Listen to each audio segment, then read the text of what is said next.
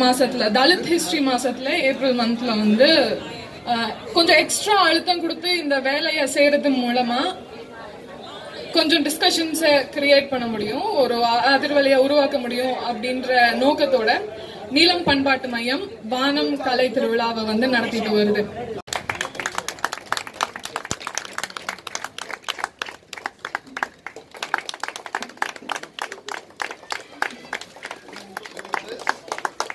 K. Natarajan, artist, sculptor.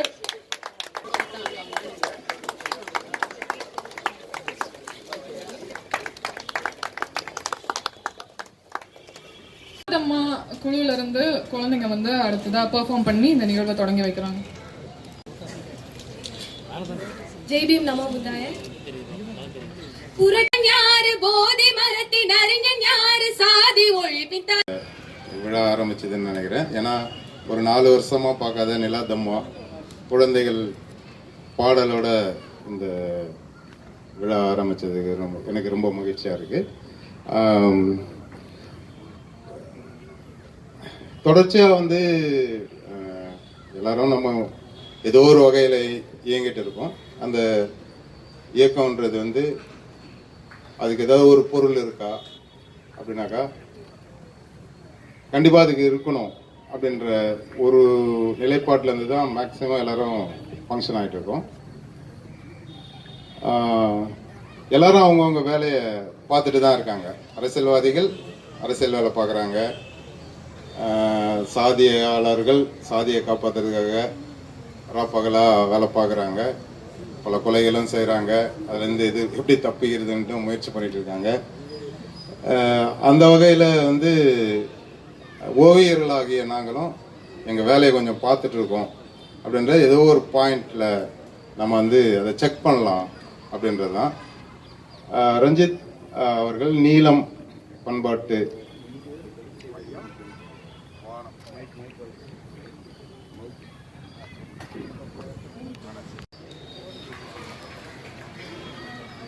ஓவியர்கள்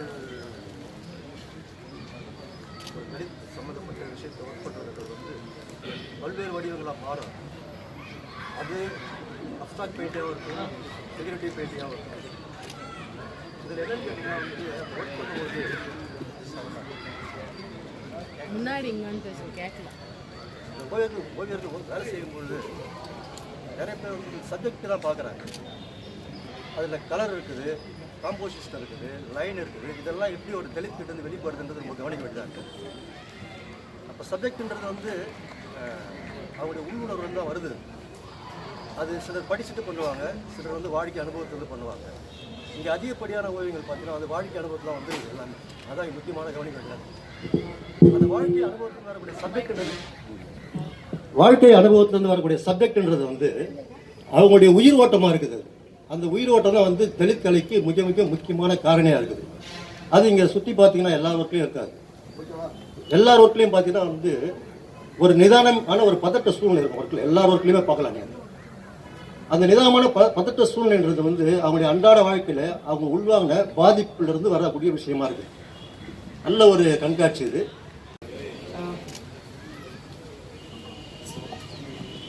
सो Vaanam art festival में आपने मुझे बुलाया, ये मेरे लिए बहुत ही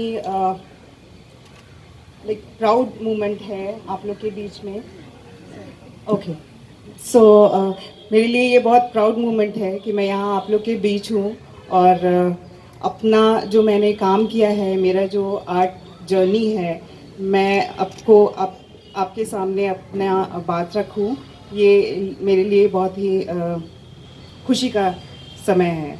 सो सबसे पहले मैं बताऊंगी, मैं मालविका राज हूँ, मैं बिहार से बिलोंग करती हूँ और पिछले 10-12 साल से मैं मधुबनी आर्ट फॉर्म पे काम करती हूँ। ये आर्ट फॉर्म बिहार का ट्रेडिशनल आर्ट फॉर्म है।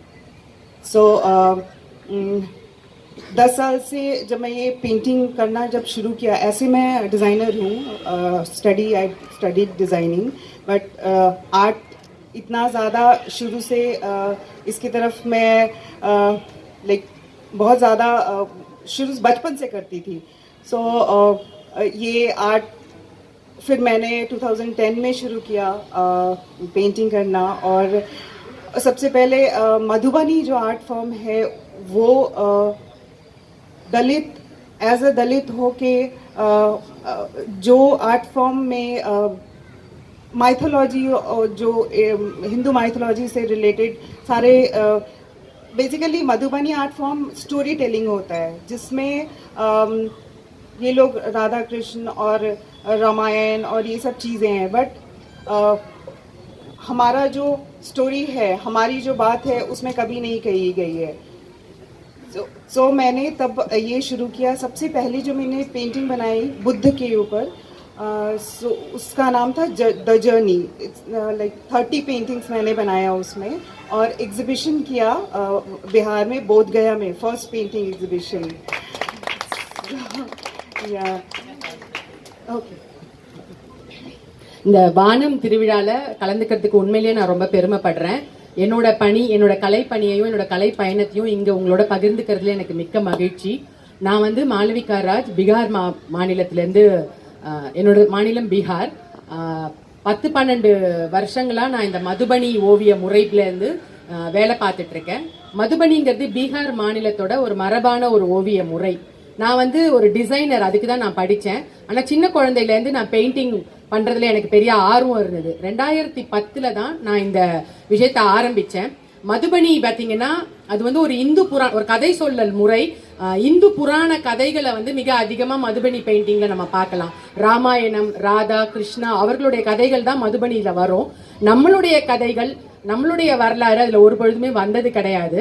அதுலதான் முதல் முறையா நான் அதை வந்து அந்த கதையை நம்ம அந்த வடிவத்துல சொல்லணும் அப்படிங்கிறதுக்காக புத்தரை பற்றி த ஜேர்னி, த பயணம் அப்படின்னு சொல்லி 30 பெயிண்டிங் பண்ணி அந்த மதுபனி முறையில போத் கயால அதை வந்து ஒரு கண்காட்சியா நான் வந்து வச்சேன். तो जब मैं सबसे पहले बताऊंगी कि मधुबनी जो आर्ट है वो किस तरह से जो कास्ट सिस्टम है उसकी बेस पे आधारित है वहाँ पे। सो मधुबनी आर्ट फॉर्म ऐसे, मधुबनी इज लाइक, आप समझोगे कि मधु इज अ हनी एंड बनी इज अ फॉरेस्ट।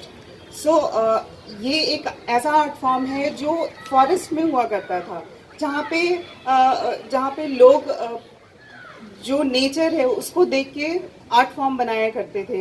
ये नेपाल की तराई में है ये, जहाँ पे यहाँ विकसित होना शुरुआत हुआ मधुबनी आर्ट फॉर्म का। बट धीरे धीरे ये जो आर्ट फॉर्म है वो आगे बढ़ा और लोगों ने इसको हिंदू जो नरेटिव है उसके अंदर डाल के स्टोरी टेलिंग करना शुरू कर दिया। बट अब मैं मधुबनी के बारे में आपको बताऊंगी। इसमें 4 आर्ट फॉर्म होता है। जैसे सबसे पहला जो आर्ट फॉर्म है उसको कोबर आर्ट बोलते हैं, जिसमें कोबर आर्ट में लोग नेचर डिपिक्ट करते हैं, 2 पेयर जो 2 मेल फीमेल को डिपिक्ट करते हैं। और ये तब बनाया जाता था जब घरों में शादियां हुआ करती थी और वॉल्स के ऊपर ये सब बनाया जाता था। तो ये पूरी तरह नेचर से इंस्पायर्ड होता था। फिर दूसरा जो एक आर्ट फॉर्म है उसको मिथिला आर्ट फॉर्म बोलते हैं, जिसमें पूरी तरह से हिंदू नैरेटिव रहता है और उसमें पूरा रामायण और महाभारत स्टोरी टेलिंग वो लोग करते हैं। एंड थर्ड आर्ट फॉर्म है जिसको बोलते हैं तांत्रिक आर्ट। सो तांत्रिक आर्ट एक ऐसा आर्ट फॉर्म है जिसमें ब्राह्मण ही ओनली ब्राह्मण ही ये आर्ट फॉर्म करते हैं। सो जब मैं मधुबनी गई थी विलेज में, वहाँ मैं जब मैं सीख रही थी तो मैं सारे आर्ट फॉर्म के बारे में जानने की कोशिश कर रही थी। तो ये आर्ट फॉर्म भी तांत्रिक आर्ट जो है वो मैं एक बार जानना चाहती थी लोगों से। तो मैं आर्टिस्ट के पास गई और उनसे मैंने बोला कि क्या आप ये आर्ट फॉर्म मुझे सिखाएंगे। सो वो उन लोगों ने पूरा रिफ्यूज़ कर। मैं एक जो लोकल आर्टिस्ट है हमारे फ्रेंड है, हम उनके साथ गए थे, ही इज़ ऑल्सो दलित। सो हम जब मैं उनके घर गई तो उन्होंने बैठने को भी नहीं बोला और आर्ट फॉर्म सिखाना तो बहुत दूर की बात है। सो उन्होंने पूरा रिफ्यूज़ कर दिया। और like art form as a artist I know मैं देख के भी कॉपी कर सकती थी, लेकिन एग्जैक्टली क्या होता है उसमें, उनका कहना था कि जब ये आर्ट फॉर्म 9 देवियों की वो बनाते हैं और उसमें तंत्र मंत्र के साथ वो लोग उसमें आर्ट फॉर्म में वो लोग तंत्र मंत्र करते हैं और साथ में वो आर्ट फॉर्म बनाते हैं। सो बड़ा उस टाइम मुझे निराशा हुआ कि लाइक ऐसा जो थॉट प्रोसेस है अभी भी है समाज में, और आर्ट को कैसे ये लोग डिवाइड करके रखा है। और जो फोर्थ आर्ट फॉर्म है वो बड़ा इंटरेस्टिंग है, जिसको टैटू आर्ट फॉर्म बोलते हैं। उसमें जो दलित बहुजन है, जो पहले जो टैटू आर्ट होता था, जो बॉडी पे टैटू होता था, वो अब पेपर्स में आने लगा है, जिसमें भी बहुत सारी स्टोरी है। उसमें क्या था कि टैटू आर्टिस्ट, गोदना पेंटर और बाकी जितने हैं उनका था कि इसमें क्लैशेस रहता था कि आप गोदना आर्टिस्ट जो होते थे वो भी बोलते थे कि हम भी, क्योंकि क्या मार्केट में क्या बिक रहा है, राधा कृष्ण और रामायण यही सब मार्केट में बिक रहा है, तो लोग चाहते थे कि हम भी, गोदना आर्टिस्ट भी जब पेंट करते थे तो उनके साथ फाइट होता था। बहुत बुरा ऐसा हिस्ट्री में फाइट है जिन्होंने मतलब उन्होंने बहुत बुरी तरह से ये सब झेला है। बट स्टिल अभी के टाइम में वो पेंट कर रहे हैं, बट वही चीज़ें पेंट कर रहे हैं, राधा कृष्ण और ये सब। ஸோ மதுபனிங்கிறது தெளிவா ஒரு சாதி அமைப்புக்குள்ள இயங்குற ஒரு கலை வடிவம். மது அப்படின்னா தேன், பனினா காடு. ஸோ இதனோட துவக்கம் பார்த்தீங்கன்னா நேபாளில் நடக்குது. அப்போ வந்து இயற்கை சார்ந்த விஷயங்களை வந்து வரைகிற ஒரு விஷயமா தான் இது ஆரம்பிக்குது. ஆனால் இது பரவ அதுக்குள்ள இந்து புராணம் வந்து இடம் பிடிச்சிக்குது. 4 வகையான மதுபனி ஆர்ட் இருக்கு. ஒன்று வந்து கோபர் அப்படின்னு சொல்றது, அதுல வந்து பெரும்பாலும் இயற்கை, ஆண் பெண் கொண்டாட்டம் இது மாதிரியான விஷயங்கள், திருமணங்கள் நடக்கும்போது அந்த வீட்டை சுத்தி கிராமத்துல எல்லாம் வரையறது. மிதிலா அப்படிங்கிற இன்னொரு வகை, அது வந்து முழுக்க இந்து புராணங்கள், ராமாயணம், ராதா கிருஷ்ணா இவங்களை பத்தின கதைகளா இருக்கு. 3வது வகை வந்து தாந்திரிக் அப்படின்னு சொல்ற மதுபனி வடிவம். இதே வந்து இன்னைய அளவுலயும் பார்ப்பனர்கள் தான் வந்து வரையறாங்க, கடைபிடிக்கிறாங்க. இவங்க வந்து மதுபனி தெரிஞ்சுக்கணும்னு சொல்லி மால்விகா வந்து அந்த ஊருக்குலாம் போன போது ஒவ்வொரு ஆர்டிஸ்ட் எல்லாரையும் சந்திக்கிறாங்க. அந்த மாதிரி இந்த தாந்திரிக் வரைகிற அந்த அவங்கள பார்க்கறதுக்காக போறாங்க. உள்ளூர்ல இருக்கிற இன்னொரு ஒரு தலித் ஆர்டிஸ்ட் அவங்க கூட போறாரு. அவங்க போய் இதை நாங்கள் கற்றுக்கலாம் அப்படின்னு கேட்டப்போ அவங்க பயங்கரமாக இவங்க வந்து உட்கார கூட முதல்ல எங்களை அவங்க உட்காரவே சொல்ல, கற்றுக் கொடுக்கறதெல்லாம் அதுக்கப்புறம் தான். அதனால வந்து உடனே வெளில போயிடுங்க, நான் சொல்லிக் கொடுக்க முடியாது, ஏன்னா அதில் எங்களோட தந்திரம் மந்திரம்லாம் இருக்கு அப்படின்னு அவங்க சொல்லிட்டாங்க. அதை பார்த்து வரைகிறது ஒரு பெரிய விஷயம் இல்லை, ஆனால் அவங்க கிட்ட அவங்க எப்படி பண்றாங்கன்றதை நாங்கள் தெரிஞ்சுக்க போனோம். இதுதான் அவங்க எங்களுக்கு கொடுத்த பதில். அதுல வந்து இந்த 9 தேவிகளை பத்தி ஏதோ தந்திரம் மந்திரம் பூஜை எல்லாம் பண்ணி அவங்க வரைகிறாங்க. எங்களுக்கு வந்து அது ஒரு நிராசையா போயிடுச்சு. அதை வந்து இன்னும் இந்த காலகட்டத்துல கூட கலை வரைகிறதுல இத்தனை வந்து சாதிய பாகுபாடுகள் பிரிச்சு வச்சுதான் இந்த கலை இருக்கு அப்படிங்கறத வந்து அது எங்களுக்கு காட்டுச்சு. 4வதா அந்த டாட்டோ அப்படிங்கிறது வந்து தலித் பகுஜன் மக்கள் அவங்க வந்து வரைகிறது.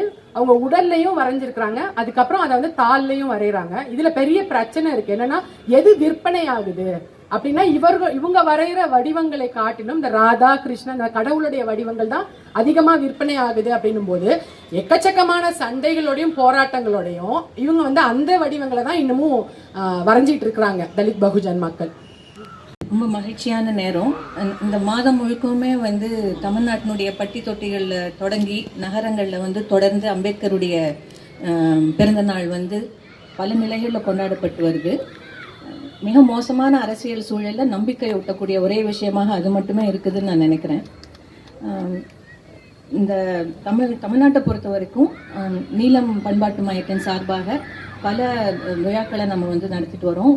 திரைப்படம், நாடகம், அப்புறம் ஃபோட்டோகிராஃபி, ஆர்ட், இலக்கியம் எல்லாவற்றையும் வந்து ஒரு புது கோணத்திலிருந்து சமுதாயத்தை பார்க்க உதவக்கூடிய விஷயமாக வந்து கொண்டு போகக்கூடிய முயற்சிகள் வந்து இருக்கிறத நம்ம பார்க்குறோம்.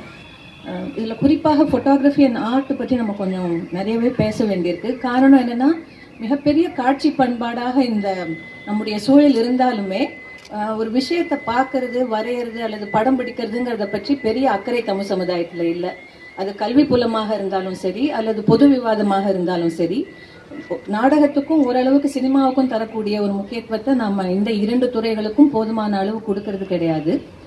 இதுக்கு பல காரணங்கள் இருக்கு, அதை பற்றி நம்ம பேச வேண்டிய அவசியம் இல்லை. ஆனால் ஒரு விஷயம் ரொம்ப முக்கியமானது, 1990களில் வந்து இலக்கியம் பற்றி வந்து தலித் எழுத்தாளர்கள் முன்னெடுத்த ஒரு விவாதத்தில் படைப்பு செயலுக்கும் சாதிக்கும் என்ன சம்பந்தம் இருக்க முடியுங்கிற கேள்வி வந்து முன்வைக்கப்பட்டது, விவாதிக்கப்பட்டது.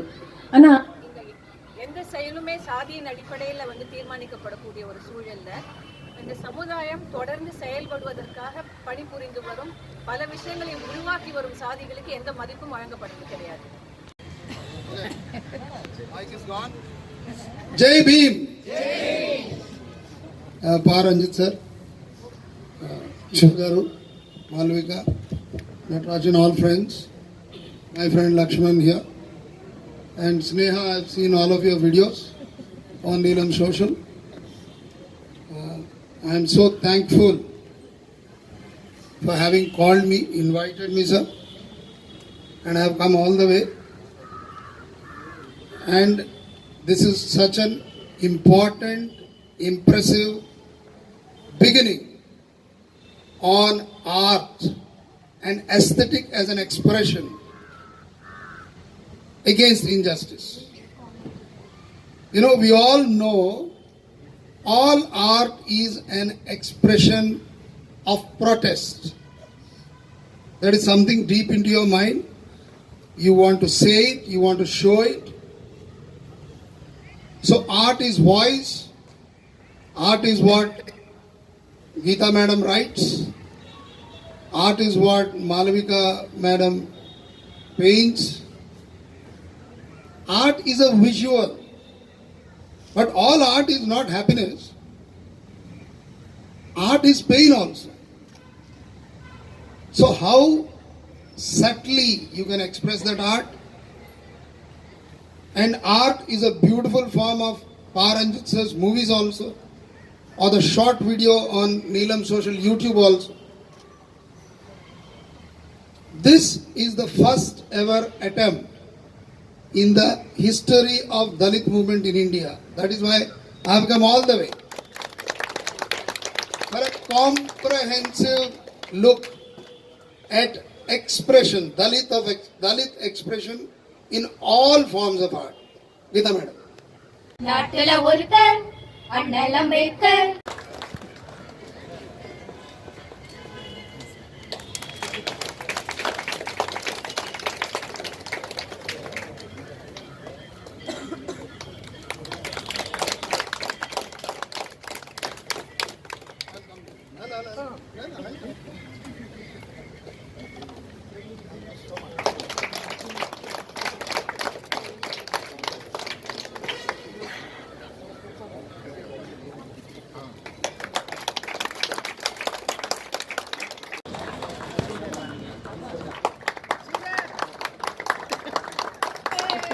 R. Soleraj,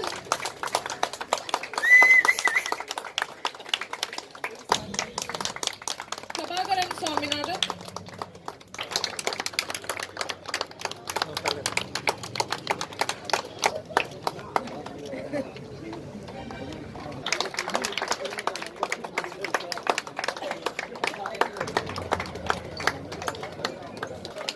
Shajan.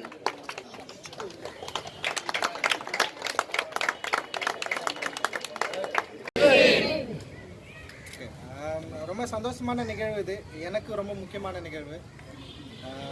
அதுவும் வந்து ஓவியர்களுடைய கண்காட்சி, ஓவிய கண்காட்சி. நான் ஏன்னா ஓவிய கல்லூரியிலேருந்து நான் வந்ததுனால என்னுடைய அறிவு, என்னுடைய ஆர்ட் அப்படின்றது வந்து எனக்கு ஒரு விஷனை கொடுத்தது வந்து என்னுடைய கல்லூரி தான். என்னுடைய கல்லூரியில் இருக்கிற என்னுடைய ஆசிரியர் ஓவியர் சந்திர மூலமாக தான் எனக்கு ஒரு விஷனே உருவாச்சு. ஆர்ட் வந்து எவ்வளோ ரொம்ப முக்கியமானதுன்னு சொல்லிட்டு நான் அவர்கிட்ட தான் கற்றுக்கிட்டேன்.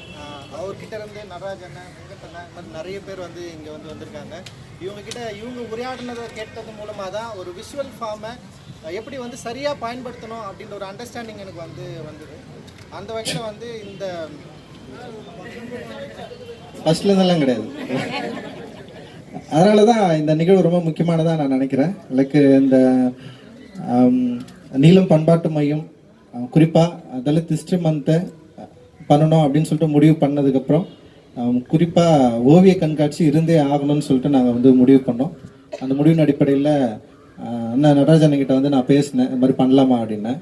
ஃபஸ்ட்டு இதில் ஏதாவது இஷ்யூ இருக்குமான்னு கேட்டேன். ஏன்னா ஓவியர்களை வந்து ஒரு தலித் வகமைக்குள்ளே அடக்கிறது வந்து எப்படி சரியாக இருக்குமா அப்படின்னு கேட்டேன். ஏன்னா எனக்கு பிரச்சனை இல்லை, ஓவியர்களுக்கு அது கரெக்டாக இருக்குமா அப்படின்னு எனக்கு கேள்வி கேட்டேன். அண்ணன் சொன்னார் அப்படிலாம் ஒன்றும் இல்லைடா, நம்ம பண்ணலாம் அப்படின்னு சொன்னார்.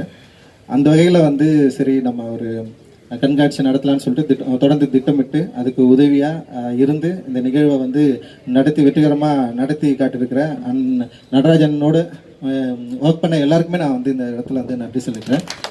வெங்கடண்ணா, அது மாதிரி நிறைய பெரிய ஆர்டிஸ்ட்டுங்க இங்கே இருக்கிறாங்க.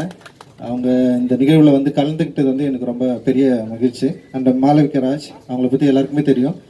தொடர்ந்து வந்து பாபா சாஹேப் அம்பேத்கரை பற்றி குறிப்பாக வந்து ஓவியர்கள் ஒரு என்ன சொல்கிறது தலித் லைஃப்பை போர்ட்ரேட் பண்ணுறதுல வந்து இப்போ நிறைய பேர் பண்ணியிருக்காங்க. ஆனால் சமகாலத்தில் ரொம்ப வெளிப்படையாக இந்த ஓவியத்தை வந்து தொடர்ந்து இங்கே மெயின் ஸ்ட்ரீமில் வந்து பண்ணிட்டு இருக்கிற மாளவிகராஜ் அவர்களுக்கு ஒரு நன்றி. அது அவங்க இந்த நிகழ்வுக்கு வந்திருக்கிறதுல வந்து வாழ்த்துக்களை தெரிவிச்சுக்கிறோம்.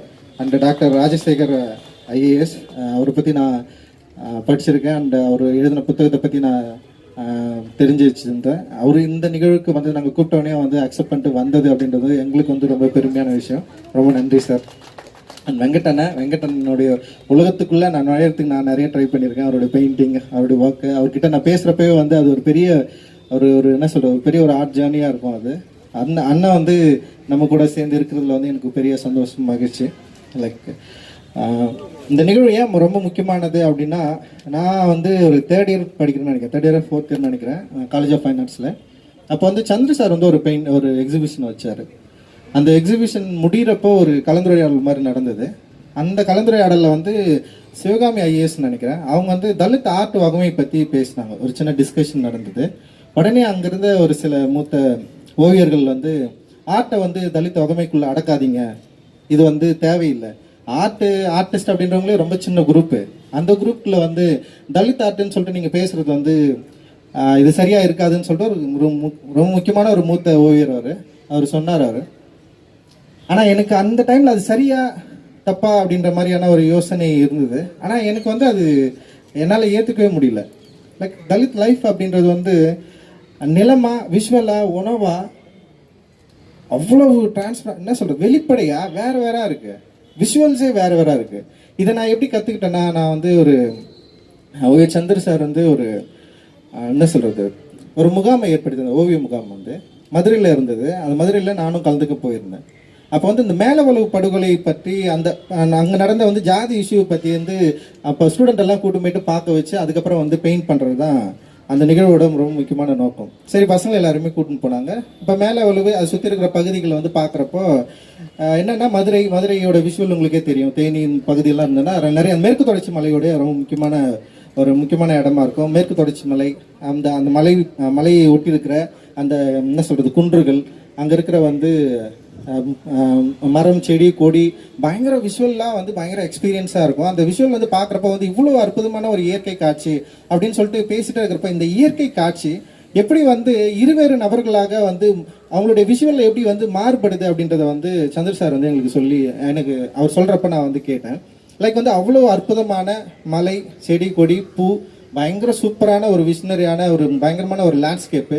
அந்த லேண்ட்ஸ்கேப் பக்கத்தில் ஒரு எல்லைக்கல்லில் ஒரு தலை அறுத்துப்பட்டு வைக்கப்பட்டிருந்தது. இப்போ அந்த தலை அறுக்கப்பட்டு வைக்கப்பட்டதுக்கப்புறம் அந்த விஷுவலை பார்த்ததுக்கப்புறம் அந்த மலை நமக்கு என்னவா தெரியுது, அந்த பூவை நமக்கு என்னவா தெரியுது, அங்கே இருக்கிற மரம், செடி, கொடிகள் என்னவா தெரியுது, அந்த ரோடு என்னவா தெரியுது அப்படின்னு இருக்குல்ல.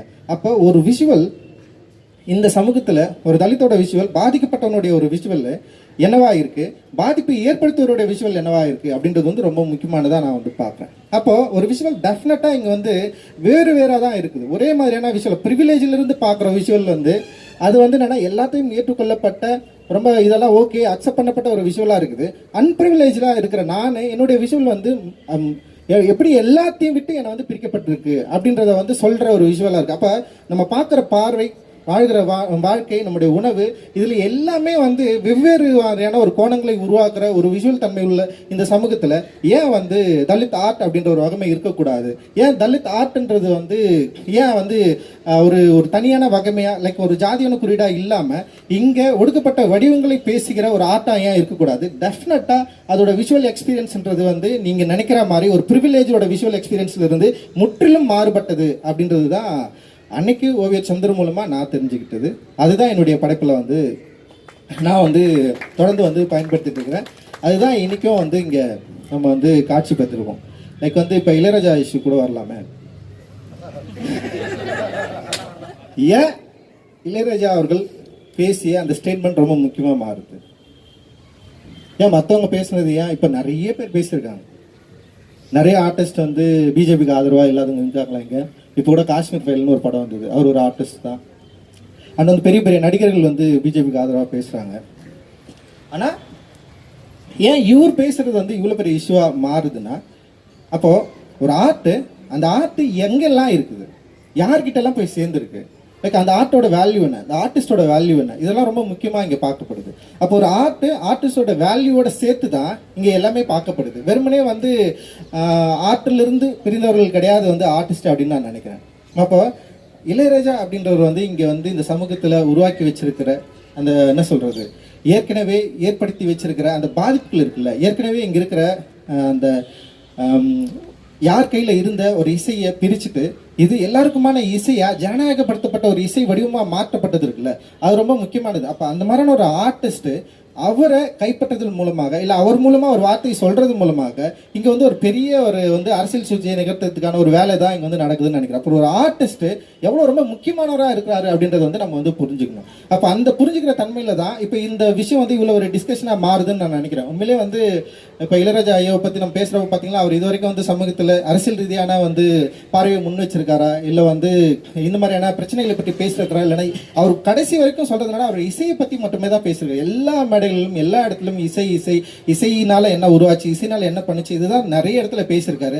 அந்த இசை எங்கிருந்து வருது அப்படின்றதும் ரொம்ப முக்கியமானது. எந்த இடத்துல இருந்து ஸ்டார்ட் ஆயிருக்கு, ஏன் இந்த தமிழ் சினிமாவில் இளையராஜா இசை ரொம்ப முக்கியமானதா இருக்கு அப்படின்றது நமக்கு எல்லாருக்குமே தெரியும். அப்போ ஒரு கலைஞரோட வேல்யூவை புரிஞ்சுக்கிட்டதா இப்போ அந்த வாயிலிருந்து ஒன்று வந்து உருவாக்கணும் அப்படின்ற ஒரு முயற்சியாக கூட நான் இது வந்து பார்க்குறேன். அப்போ இந்த இசையோடைய இந்த கலைஞர்களுடைய முக்கியத்தை நம்ம வந்து ரொம்ப கவனமாக புரிஞ்சுக்கணும்னு நினைக்கிறேன். அந்த இடத்துல தான் இது வந்து பயங்கரமாக ஆப்ரேட் ஆகுதுன்னு நினைக்கிறேன். குறிப்பாக இன்னொரு விஷயம் என்னன்னா, அது அவர் எழுதினாரா அப்படின்றது ஒரு கேள்வியாக எனக்கு வந்து இருக்குது. ஏன்னா வந்து சமூகத்தில் வந்து எக்கச்சக்கமான பிரச்சனைகள், பிரிவினைகள், நிறைய ப்ராப்ளம்ஸ் நடந்திருக்கு. ஆனால் வந்து ஏன் இது வரைக்கும் வந்து நிகழாதது? இன்னைக்கு ஏன் வந்து பிஜேபி மாதிரியான ஒரு இந்துத்துவ சக்திகள் வந்து இதை பயன்படுத்திக்க விரும்புகிறாங்க? குறிப்பாக அவர்கிட்ட நான் என்ன விரும்புகிறேன்னா, இப்போ இவரை கைப்பற்றது மூலமாக இப்போ வந்து சமீபத்தில் அண்ணாமலை கூட வந்து இளையராஜா அவர்களுக்கு வந்து ஒரு பாராட்டு விழா நடத்தணும்னு சொல்லியிருக்காரு. லைக் இது எல்லாமே வந்து இங்கே இருக்கிற ஒரு சமூக நீதி, ஒரு சித்தாந்தத்தை இங்கே வந்து ஒரு மாடல் உருவாயிட்டு இருக்குல்ல. லைக் வந்து இங்கே வந்து என்னன்னா ஒரு ஜாதிக்கு எதிராக, மதத்துக்கு எதிராக ஒரு சித்தாந்தத்தை உருவாக்குறதுக்கான ஒரு முயற்சியாவது இங்கே வந்து நடந்துட்டு இருக்குல்ல. அந்த முயற்சியை உடைக்கிற ஒரு வேலைக்கான ஒரு முயற்சியாக தான் நான் பார்க்குறேன். இதில் நம்ம ரொம்ப கவனமாக இருக்கணும்னு நான் நினைக்கிறேன். அப்போ தான் ஒரு ஆர்ட்டோட வேல்யூ எவ்வளோ முக்கியன்றதை நம்ம வந்து இங்கே வந்து புரிஞ்சுக்கணும் அப்படின்னு நினைக்கிறேன். ஒரு ஆர்ட்டாக இருக்கட்டும், ஆர்டிஸ்டாக இருக்கும், அவங்களோட ரெஸ்பான்சிபிலிட்டி எவ்வளோ முக்கியம்னு நான் நினைக்கிறேன். அதை கைப்பற்றுவதற்கு இங்கே இருக்கிற இந்துத்துவாதிகள் மிக தீவிரமாக இயங்குற இந்த சூழலில் இந்த மாதிரியான ஒரு ஆர்ட் எக்ஸிபிஷன் அப்படின்றது வந்து ரொம்ப ரொம்ப முக்கியமானதாக நான் வந்து பார்க்குறேன். எல்லோருக்கும் நன்றி.